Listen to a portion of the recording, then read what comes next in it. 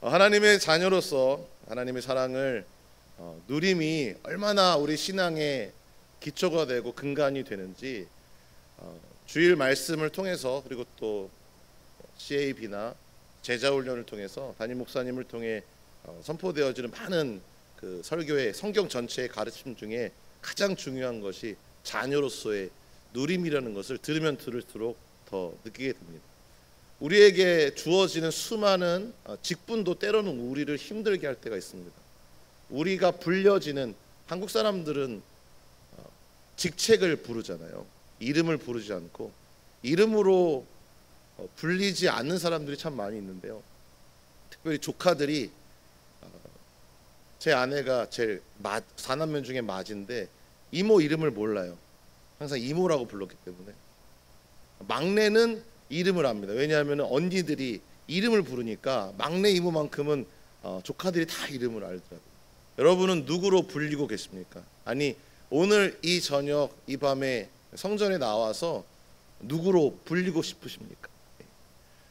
특별히 세 가지 신자 수업 보면은 하나님 앞에 갔을 때도 우리가 듣고 싶은 호칭이 있다면 아들아, 딸아, 목사, 장로, 어떤 직분이 아니라 오늘 우리가 하나님의 자녀로서의 자리를 누리고 있다면 우리는 어떤 공격이나 어떤 상황과 환경이 우리에게 주어진다 하더라도 그걸 이겨낼 수 있는 그 아버지의 사랑이라고 하는 튼튼한 기초가 있습니다. 그런데 그 기초가 완전히 무너질 때가 있는 것 같습니다. 혹시 요즘 여러분들을 힘들게 하는 게 있으십니까? 오늘 이 시편 42편을 읽기 시작하면서요, 곰곰이 그 시편의 내용들을 살펴보면 참 슬프고 마음이 어렵습니다. 먼저 1절 2절을 살펴보십시오. 하나님을 향한 갈망, 하나님을 찾기에 갈급한 그 모습을 사슴이 시냇물을 찾기에 갈급함같이 찾고 있다. 그러면서 살아계신 하나님을 만나기를 갈망하는데 결론은 뭐냐면 내가 언제 우리 하나님을 배울 수 있을까? 지금 하나님의 임재를 느끼지 못하고 있는 이 시인의 마음을 느낄 수 있습니까? 여러분의 인생 가운데 하나님이 어디 계신지 앞으로 봐도 뒤로 봐도 좌우 옆을 봐도 전혀 느껴지지 않는, 완전히 홀로 된 것 같은 그런 괴로움에 빠져 있을 때가 있으셨습니까? 오늘 시인은 바로 그런 시간인 것 같습니다. 성도로서, 그리스도인으로서 하나님의 그 부재만큼 그 성도를 괴롭게 하고 힘들게 하는 것은 없는 것 같습니다. 그런데 3절 말씀을 한번 보십시오. 3절 말씀을 살펴보면 내가 하나님이 어디 계신지 모르겠는데 지금 사람들이 나한테 말을 하는 겁니다. 너의 하나님이 어디 계시냐? 히브리어는 딱 두 가지 단어로 되어 있는데요. 아예, 엘로헤크. 너의 하나님이 아예 어디 있느냐?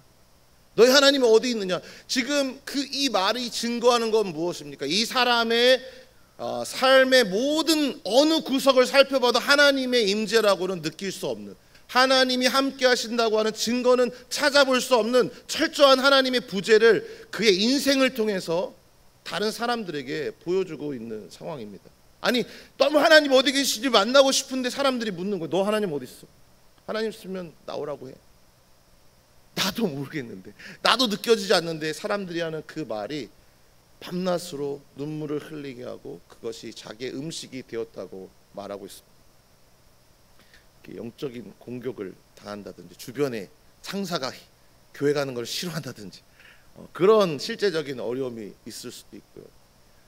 정말 어려움을 하나도 겪지 않았을 것 같은 어떤 분과 이렇게 얘기를 하다가 아주 젊은 분이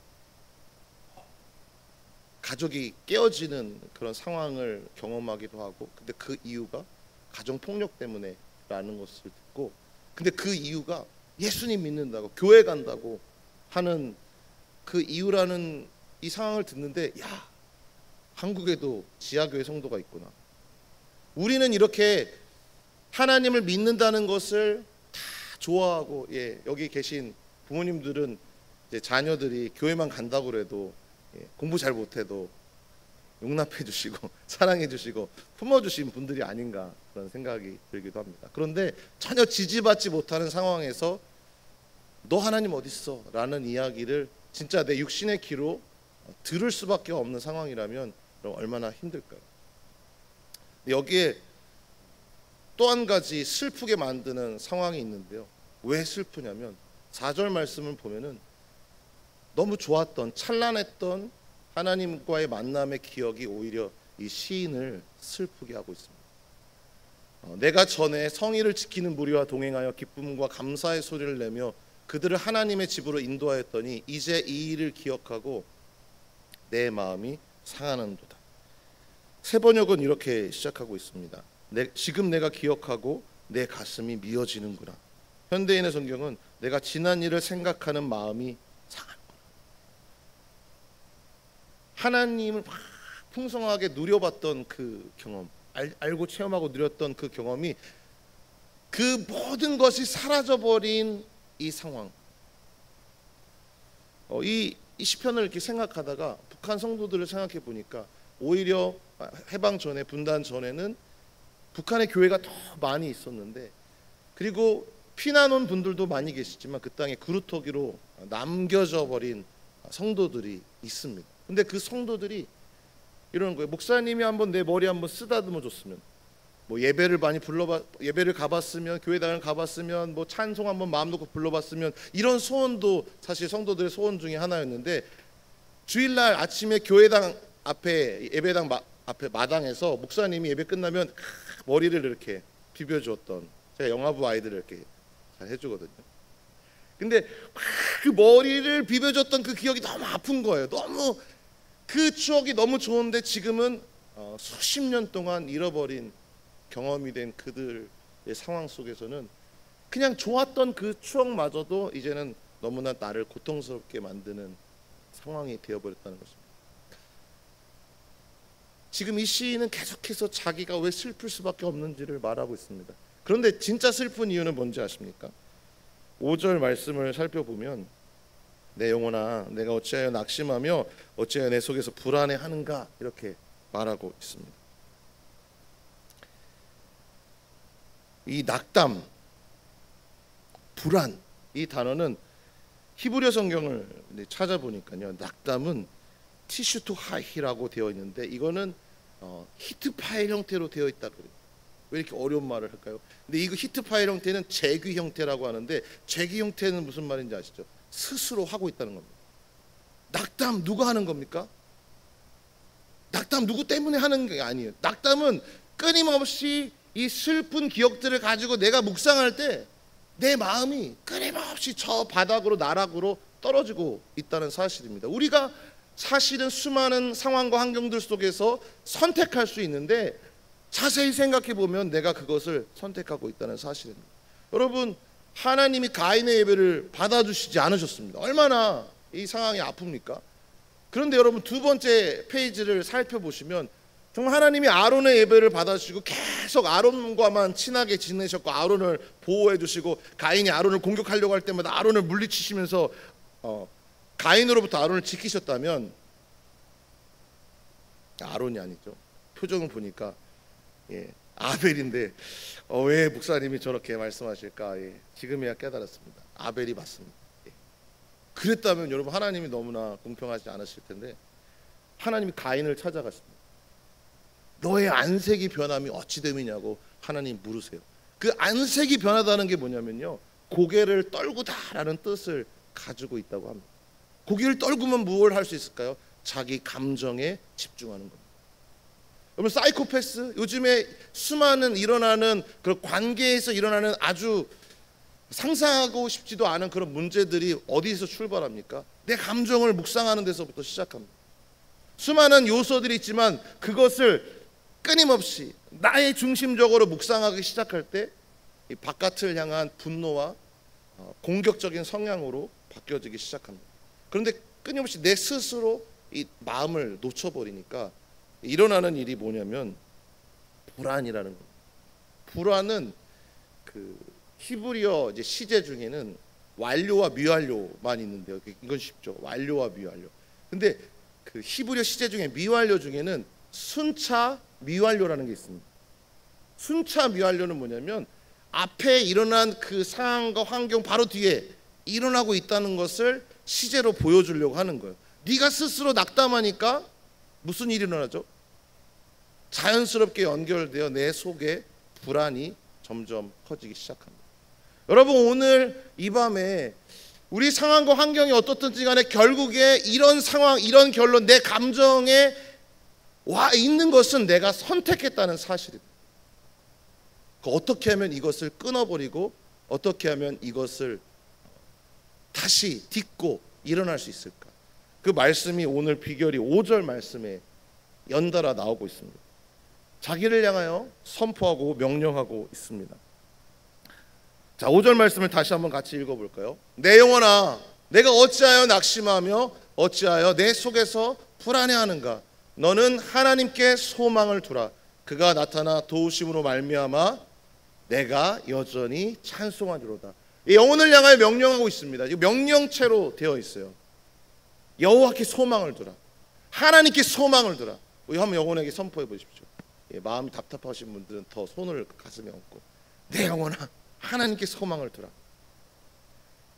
괜찮다고 안 올리시면 너무 올리신 분이 티나니까 다 이렇게 손을 한번 들으셔서 가슴에 딱 얹고 내 영혼아, 하나님께 소망을 두라. 내 영혼아, 하나님께 소망을 두라. 무슨 일이 일어나고 있습니까? 여러분, 선포하니까 무슨 일이 일어납니까? 오늘 성경에는 이 시편 42편에 무슨 일이 일어납니다. 자기를 향한 선포하고 지금 상황과 환경은 바뀐 것이 아무것도 없습니다. 6절에 시상을 살펴보면 지금 노래하고 있는, 낙심돼서 여전히 노래하는데 노래하고 있는 곳이 어디냐면 시온이 아닙니다. 예루살렘 성이 아니에요. 요단 땅과 헤르몬과 미살산에서 여전히 있습니다. 그리고 그 자리에서 오늘 중요한 또 한 가지, 자기를 향하여 명령했다면 오늘 두 번째 중요한 것은 무엇이냐면 주님을 기억했다는 사실입니다. 와, 내가 그때 좋았던 그 시절, 하나님을 예배했을 때 그 기쁜 감정, 와, 그 하나님이 주셨던 선물, 그거로 인해서 누렸던 풍요함이 아니라 오늘 내 영혼을 향하여 명령하고 자기가 여전히 낙심되어 자기가 있었던 그 자리에서 하나님을 기억하기 시작했다는 것입니다. 여러분, 하나님을 기억하고 계십니까? 하나님을 알아가고 계십니까? 하나님을 알아야지 그 알게 하신 하나님을 체험할 수 있고 그 체험한 하나님을 우리 삶 속에서 누릴 수 있습니다. 하나님은 내가 충분히 알려줬으니까 빨리 가서 일해라. 넌 더 이상 알 필요가 없다. 하산해라. 이렇게 말씀하시는 법이 없습니다. 하나님은 당신의 식탁으로 초대하시고 먹고 마시고 교제하고 더 하나님을 알고 더 깊은 하나님의 사랑을 우리가 누리기를 원하십니다.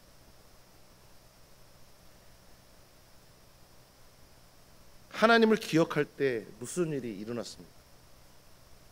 여전히 지금 성소로 돌아온 것이 아닙니다.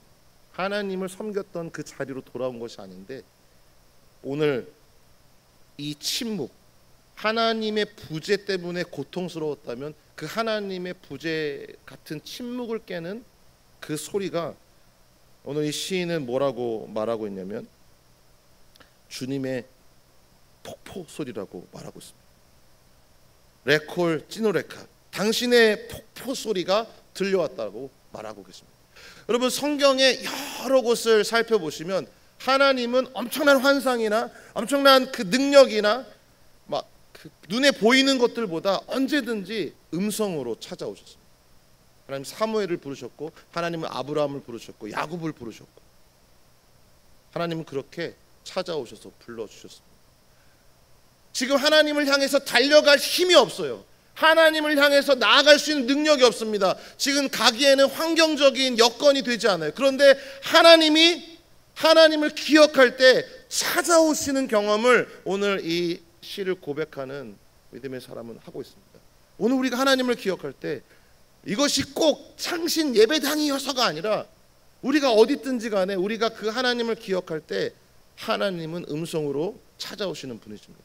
그 주님의 음성에 시면이 시면을 부르고 기품이 기품을 부르고 우리의 깊은 곳까지 만져주시는 그 하나님의 음성은 놀랍게도 이어지는 성경 말씀에 뭐라고 고백하고 있습니까? 그냥 음성으로 끝나는 것이 아니라 8절을 보시면 낮에는 하나님께서 그의 인자하심을 베풀어 주시고 밤에는 그의 찬송이 내게 있어 생명의 하나님께 기도하리로다 라고 고백하고 있습니다. 성전으로 나아가서가 아니라 그의 하나님을 기억했을 뿐입니다. 그의 음성 앞에 하나하나 밀려드는 것입니다. 하나님의 사랑, 하나님의 그 아름다운 성품, 그 사랑을 베풀어 주시니까 내 입술에 갑자기 찬양이 회복되는 거예요. 오늘 우리가 놓쳤던, 잃어버렸던 그 아버지의 사랑 기억할 때 우리 입술에 다시 찬양이 회복될 줄 믿습니다. 왠지 다시 슬픔이 밀려드는 것 같은 말씀들이 이어져 나옵니다. 9절과 10절 말씀을 같이 한번 연이어서 읽어보도록 하겠습니다. 9절입니다. 내 반석이신 하나님께 말하기를 어찌하여 나를 잊으셨나이까? 내가 어찌하여 원수의 압제로 말미암아 슬프게 다니니이까 하리로다. 내 뼈를 찌르는 칼같이 내 대적이 나를 비방하여 늘 내게 말하기를 내 하나님이 어디 있느냐? 아예 엘로헤카, 너 하나님 어디 있어? 그게 앞에는 눈물이 됐는데 칼처럼 나를 찔렀다고 말하고 있습니다. 사람들 하나님께 뭐라고 또 고백해요? 왜 내가 원수의 압제로 말미암아 슬프게 다니니까? 근데 여러분 중요한 게 뭔지 아십니까? 나의 반석이신 하나님께 말하고 있다는 사실입니다. 여러분 여기에서 굉장히 상황이 바뀌어진 것을 볼 수 있는 눈이 있기를 예수님의 이름을 축복합니다. 아예 헬로이카, 사람들이 끊임없이 말하면 너 하나님 어디 있어? 하나님 어디 계세요? 사슴이 시냇물을 찾아다니듯이 막 갈망하면서 고통 가운데 찾아다녔는데 하나님을 기억하고 하나님께 소망을 두라고 선포했을 때 하나님의 사랑이 막 밀려와서 그냥 하나님에 대한 추억으로 다시 한번 새로워진 것이 아니라 지금 내 앞에 하나님 와 계신 거죠. 막 두려움 가운데 어쩔 줄 몰라서 하나님 어디 계세요? 하나님, 사람들이 하나님 어디 있냐고 물어봐요. 이렇게 말하고 있는 것이 아니라 나의 반석이신 하나님께 내가 말하기, 내 앞에 계신 하나님께 이르고 있는 자녀의 모습을 여러분 볼 수 있습니까? 여러분 부모님이 멀리 가셔서 혼자 남겨져 막 괴롭힘을 받다가 엄마가 온 거예요. 아빠가 온 거예요. 근데 엄마 품에 안겨갖고 엄마, 아빠, 쟤네들이 나한테 엄마 없는 자식이라 그랬어. 아빠가 어디 갔냐고 그래. 어디서요? 아버지 품 안에. 여러분 오늘 기도할 때 끊임없이 허공에 대고 기도하는 것이 아니라 우리가 어디 있든지 간에 하나님을 기억하고 우리의 마음을 우리의 상황과 환경과 우리를 힘들게 하고 슬프게 하는 것에 함몰되지 아니하고 하나님께 둘 때 하나님으로부터 밀려오는 그 사랑이 하나님이 찾아와 주시는 베데스다 연못에 그 한 사람을 고치기 위해서 찾아가서 죽음에서 생명으로 옮기시는 그 하나님은 신약에만 있었던 것이 아니라 구약에도 동일하게 역사하셨구나. 아버지께서 일하시듯이 아들이 일하셨던 것처럼, 아들이 요한복음 5장에 일했던 것처럼, 와, 지금 시편 42편에는 그 아버지께서 이렇게 일하고 계셨구나.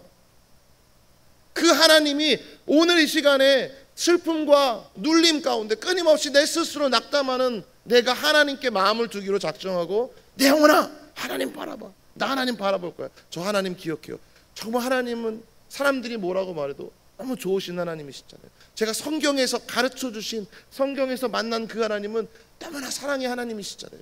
그 하나님을 기억할 때 여러분 하나님의 사랑이 우리의 심령 가득하게 밀려들 줄 믿습니다. 아멘. 우리는 더 이상 혼자가 아닙니다. 하나님이 우리와 함께 하십니다. 그 하나님이 임재 가운데서 드리는 기도는요, 문자적으로 내용은 똑같아도 전혀 다른 얘기입니다. 여러분 중언부언하는 기도는요, 말을 그냥 막 늘어놓는 것만이 아니라 관계없이 하는 기도입니다. 관계없이 하는 기도는 뭐냐면 그냥 내가 필요한 것을 원해서 기도하는 거예요. 그분과 나의 관계는 필요 없습니다. 그걸 다른 표현으로 보면은 구걸하는 겁니다. 저 사람이 나에게 그걸 줄 이유가 없어요. 근데 세게 기도하고 강하게 기도하고 여러 번 구하면 짜증나서라도 주잖아요. 그게 구걸이잖아요. 그렇지만 준다고 감사하지 않습니다. 그분이 누구였는지 고마워하지 않습니다. 요한복음 5장에 나오는 그 인간이 다 그렇습니다. 그렇죠. 뭐 내가 고쳐진 건 그게 끝이지 거기에 대한 감사가 전혀 없습니다. 그런데요, 아버지의 자녀들은요, 아버지를 신뢰하기 때문에 기도, 아버지께서 주실 것을 믿고 그 응답하신 것 때문에 아버지를 더 사랑하고 더 찬양하게 됩니다. 오늘 이 시편의 기자는 우리에게 계속해서 하나님을 바라보라고 도전하고 있습니다. 하나님을 바라보라고. 지금 이 상황과 환경 때문에 눌릴 것이 아니라 이 상황과 환경은 아버지의 은혜와 아버지의 사랑과 아버지의 능력을 경험하기에 가장 좋은 타이밍이라고 말해주고 있습니다. 오늘 우리의 시선만 돌린다면. 하나님은요, 우리의 작은 마음에 관심이 있으십니다. 그래서 하나님은 한 사람 찾아가는 거잖아요. 하나님은 그냥 건강한 사람만 원하셨다면 진짜 하나님을 사랑하는 마음으로 돌아오기를 원치 않으시고 그냥 많은 사람들이 낫기만을 원하셨다면 그냥 다중치료, 무금서처럼 그렇게만 하셨을 거잖아요. 그런데 하나님은 한 사람이 진짜 그 아버지의 사랑받는 자녀의 자리로 회복되어 살아나 그 생명을 누리는 자리로 돌아오기를 원하십니다. 그렇다면 저와 여러분을 향해서 오늘 하나님께서 아버지신 그분께서 자녀들이 고통 가운데 있도록 허락하시는 유일한 이유는 오히려 그 고통을 통해 아버지를 바라보고 더 아버지께로 나아오기를 원하시는 하나님의 사랑일 줄 믿습니다. 오늘 이 시편을 나눌 때 제목을 고라의 노래 이렇게 잡았습니다. 왜냐하면 고라 자손의 노래라고 했는데 히브리어 성경에는 이 표제어가 1절로 포함되어 있거든요. 이 노래는 고라 자손의 노래입니다. 고라 자손 아십니까? 고라 자손 아세요? 고라는 아는데 고라 자손은 잘 모르시겠죠. 고라는 그 고라가 맞습니다. 우리 고라 죽은 거 아닌가? 고라 자손들도 다 죽은 거 아닌가? 혹시 그렇게 생각했던 분 있지 않습니까? 민수기 26장 9절에서 11절을 우리 마지막으로 한번 찾아보겠습니다. 민수기 26장 9절에서 11절 말씀입니다. 화면이 안 나옵니다. 제가 미리 못 드려갖고 민수기 26장 9절에서 11절 말씀입니다.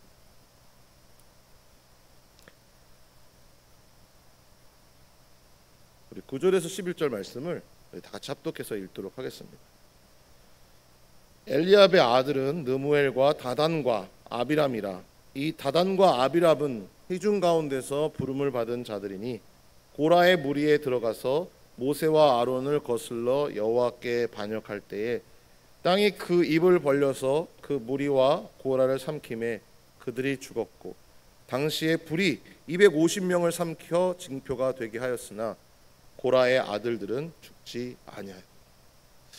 하나님은 그 광야에서 태어난 그 믿음의 세대들 가운데 제사장들을 거스르고 불순종했던 그 고라를 따랐던 르우벤 지파의 다단과 아비람은 그 따랐던 무리들은 죽게 하셨지만 가장 주동자가 되었던 고라의 자녀들은 살리셨다고 오늘 본문은 증언하고 있습니다.